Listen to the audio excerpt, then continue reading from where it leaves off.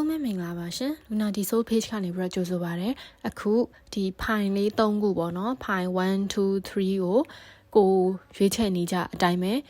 မျက်လုံးလေးကိုခဏလေးမိတ်အသက်လေးရှူပြီးတော့ကိုယ့်ရဲ့ဒီ June July အတွက်ပေါ့နော်အချစ်ရည် energy ကိုသိရှိရဖို့အတွက်ဖိုင်3ခုကိုရွေးချယ်ပြီးတော့အနောက်မှာအဖြည့်လေးတွေကြည့်ပြီးလို့ရပါတယ်ဒါက general reading ဖြစ်တဲ့အတွက်ကိုနဲ့မကိုက်ညီဘူးဆိုလို့ရှင်လေကိုယ့်အတွက် personal reading နဲ့မေးလို့ရပါတယ်ရှင်ကျေးဇူးတင်ပါတယ်အားလုံးပဲမင်္ဂလာပါလူနာဒီဆို page ကနေပြန်လဲကြိုဆိုပါရစေ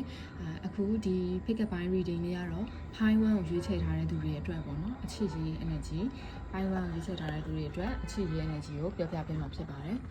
ဆိုတော့ဒီ overall energy ရဲ့အနေနဲ့ကတ်လေးက two of cups ပေါ့နော် two of cups လေးထွက်တယ် very positive beautiful energy ဖြစ်ပါတယ်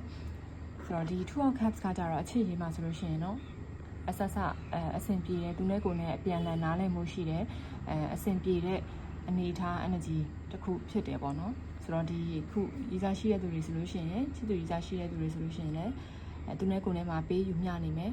အဆင်ပြေချုံ့မွေ့နေမယ်ပေါ့နော်ဆက်ဆံရေးကကောင်းမွန်နေတဲ့အနေအထားမျိုးမှာရှိနေဖို့များတယ်ပေါ့နော်အများစုကအဲ့လိုမျိုးဖြစ်နေနိုင်တယ် single တွေအတွက်ဆိုလို့ရှိရင်လည်းကိုယ့်ကိုစိတ်ဝင်စားနေတဲ့သူနဲ့ကိုယ်နဲ့ပေးယူမျှနေတာစကားပြောဆင်ပြေနေတာ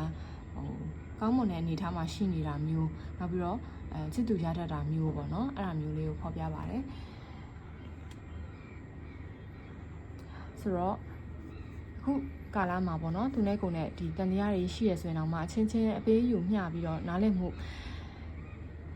ညှိယူဖို့လွယ်တယ်နားလည်မှုပေးနိုင်ကြတယ်တယောက်နဲ့တယောက်ကိုနည်းကတော့ကစားလေးအထက်ဖူလေးရှိတယ်ဆိုလို့ရှိရင်တော့မှအမြန်ဆုံးပြေလည်သွားမယ့်အနေအထားမျိုးမှာရှိနေတယ်ပေါ့နော်အဆကောင်းမွန်တဲ့အနေအထားမျိုးမှာတော့ချစ်ရေးမှာကအဲ့လိုမျိုးလေးရှိနေတယ်ဒါပေမဲ့အဲ့ဒီမှာပေါ့နော်နည်းနည်းစကားများစရာမရှိတာလားဆိုတော့မဟုတ်ဘူးပေါ့နော်နည်းနည်းကတော့ကစားလေးစကားများစရာလေးရှိရဲဆိုလို့ရှိရင်တော့မှနှစ်ယောက်သားကတယောက်နဲ့တယောက်နားလည်ပေးဖို့ညှိနှိုင်းမှုကိုလူလာကြတယ်ဒါကြောင့်မို့လို့လည်းညှိနှိုင်းရတာအဆင်ပြေကြတယ်ဆိုတာမျိုးပေါ့နော်တိတ်အကြာကြီးမထားဘဲနဲ့ညှိနှိုင်းကြပါလို့အကြံပေးခြင်းတယ်ပေါ့နော်ဆိုတော့ဒါဆက်ဆံရေးတစ်ခုကဒီအခုဒီပိုင်ဝမ်ရွေးချယ်တဲ့သူတွေအတွက်ကလေဒီဆက်ဆံရေးတစ်ခုကအရန်မကြသေးဘူးလို့လည်းဒီကတ်မှာဖော်ပြရတယ်ပေါ့နော်သူနဲ့ကိုယ်နဲ့ကတွေ့တာမကြသေးတာမျိုးတို့ဘာလို့လဲဖြစ်နိုင်တယ်အဲ့လိုဆိုလို့ရှိရင်လည်းတဖြည်းဖြည်းနဲ့နားလည်မှုကိုတိဆောက်လို့ရနိုင်မဲ့အခြေအနေကောင်းဖြစ်တယ်တဖြည်းဖြည်းချင်းပေါ့နော်ဒီ page of pentacles တရားကြတော့သူကဒီဖြည်းဖြည်းချင်းတဖြည်းဖြည်းနဲ့တိုးတက်သွားတဲ့အနေအထားပေါ့နော်အဲ့ဒီလိုကတ်ကိုအဲ့လိုအထိပ္ပယ်ရတဲ့ကတ်လေးပေါ့ဆိုတော့သူနဲ့ကိုယ်နဲ့ကြားရဲ့ connections ကတဖြည်းဖြည်းချင်းကြီးထွားဖို့ဖြစ်လာမယ်ပေါ့နော်ကောင်းမွန်တဲ့အနေအထားတစ်ခုဖြစ်တယ်ဆိုတော့ဒီမှာလည်းနောက်ထပ် near future မှာလည်း wheel of fortune ဖြစ်တဲ့အတွက်ကောင်းပါတယ်နှစ်ယောက်ရဲ့ရှေ့ရေးရေရှည်ဆက်သွားလို့ရမယ့်အနေအထားမျိုးဖြစ်တယ်ခုနပြောတဲ့ညှိယူဖို့လိုအပ်တယ်ဆိုလို့ရှိရင်လည်းညှိယူပါကိုမကြိုက်တာကိုကြိုက်တာအဲ့ဒါကိုအချင်းချင်းပြောပြပါတယောက်နဲ့တယောက်မကြိုက်တဲ့ဟာရှောင်ပါစသဖြင့်ပေါ့နော်အဲ့လိုမျိုးလေးလုပ်မယ်ဆိုလို့ရှိရင် wheel of fortune အရာက very long term သွားနိုင်တဲ့အနေအထားမျိုးရှိတယ်သူနဲ့ကိုယ်နဲ့ရေရှည်ကိုသွားနိုင်မယ်စအဆင်ပြေချော့မွေ့ပြီးတော့စိတ်ချမ်းသာနိုင်တယ်ပေါ့နော်ဆိုတော့ဒီဖိုင်ဝမ်ရွေးချယ်ထားသူတွေရဲ့ဒီကတ်လေးတွေကအရန်ကောင်းပါတယ်ကောင်းတယ်လို့ပြောလို့ရပါတယ်ဆိုတော့ဒါ general reading ဖြစ်တဲ့အတွက်ကိုယ်နဲ့မကိုက်ညီဘူးဆိုလို့ရှိရင်လည်း personal reading ကြည့်ဖို့အကြံပေးချင်ပါတယ်အားလုံးကျေးဇူးတင်ပါတယ်ရှင်အားလုံးပဲမင်္ဂလာပါရှင်။နာဒီဆို page ကနေပြန်လဲကြိုဆိုပါရစေ။အခုဒီ reading စီကတော့ Pi 2ကိုရွေးချယ်ထားတဲ့သူတွေအတွက်ဒီ June July ပေါ့နော်2025အချစ်ရေး energy လေးဖြစ်ပါတယ်။ Pi 2အတွက်ပေါ့နော်။ဆိုတော့ Pi 2ရွေးချယ်ထားတဲ့သူတွေပေါ့နော်။အခုချိန်မှာဒီ overall energy အနေနဲ့ Three of Wands ကလေးထွက်တယ်။ဆိုတော့အခုချိန်မှာအချစ်ရေးမှာrelationship ရှိတဲ့သူတွေဆိုလို့ရှိရင်ပေါ့နော်စိတ်တွေပင်ပန်းပြီးတော့အဆင်မပြေဖြစ်ပြီးတော့လက်ထွက်ခြင်းစိတ်ပေါက်တယ်ကိုယ့်ရဲ့ဒီရေရှည်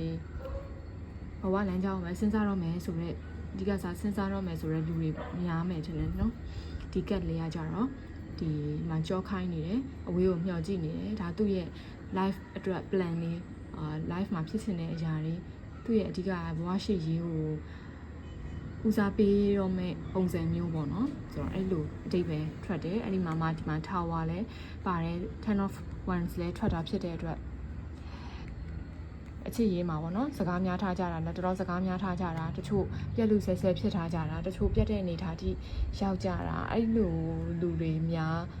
ဒီကတ်ကိုရွေးချယ်ကြတာလားမသိဘူးပေါ့နော်ဆိုတော့ဒီမှာစိတ်တွေပင်ပန်းနေတယ်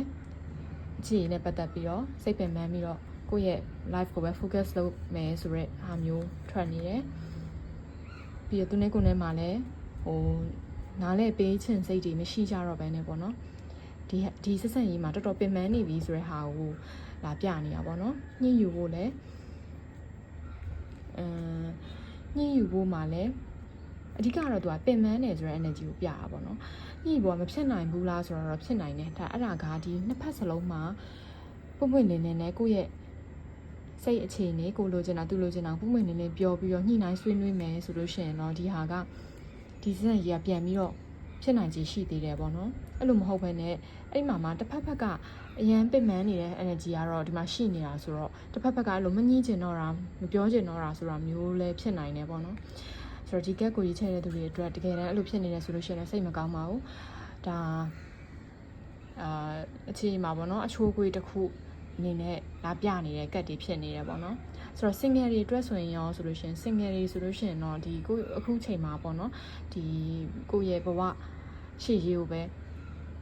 အာယုံဆိုင်မဲ့အနေထားကိုကိုချင်းကက်တဲ့သူတွေပါတယ်ရှိရဆိုလို့ရှိရင်လည်းကိုဘက်ကတိတ်ပြီးတော့တိတ်ပြီးတော့အရန်စင်မပြေနေတဲ့အနေထားမျိုးလို့ပြောလို့ရမယ်ပေါ့နော်crash ရဲ့လူတွေကိုဘက်က line နေတဲ့သူတွေဆိုလို့ရှိရင်လည်းကိုကြိုက်နေတဲ့သူကသူ့ရဲ့ life ကိုပဲအာယုံစိုက်နေတဲ့အချိန်ဖြစ်နေတယ်ကိုပေါ်မှာတိတ်ပြီးတော့ဒီအချစ်ရုပ်စတင်ခြင်းစိတ်တိတ်မရှိဘူးဆိုတော့အနေထားမျိုးပေါ့နော်ဆိုတော့ဒီ readings မှာကဒီလိုမျိုးလေးတွေဖြစ်နေတာပေါ့ဆိုတော့ဒီခုနက relationship ရှိတဲ့သူတွေပေါ့နော်အဆင်မပြေဖြစ်နေတယ်ရှေ့ဆက်ပြီးကြိုးစားရမှာလားဆိုတဲ့ဟာဆိုလို့ရှိရင်လည်းခုနပြောသလိုမျိုးနှစ်ဖက်လုံးရဲ့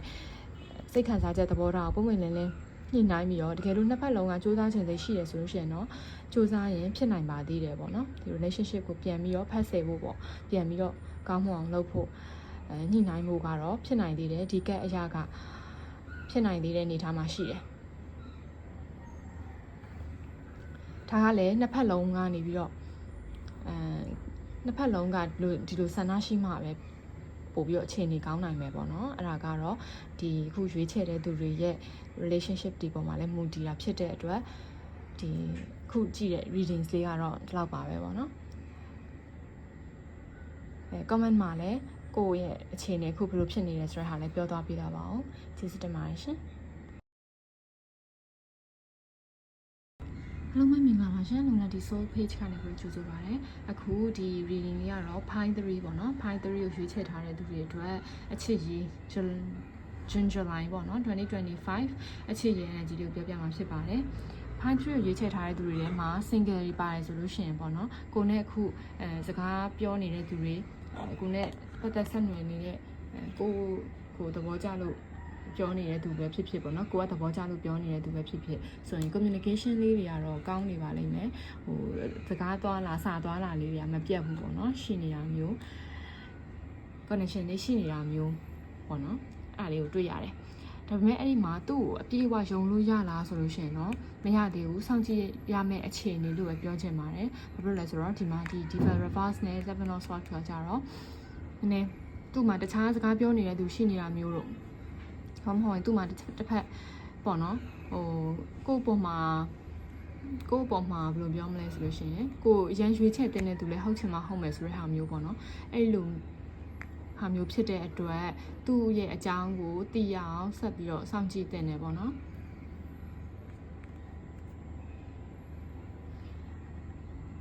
နောက်တစ်ခုဖြစ်နိုင်တာကကြတော့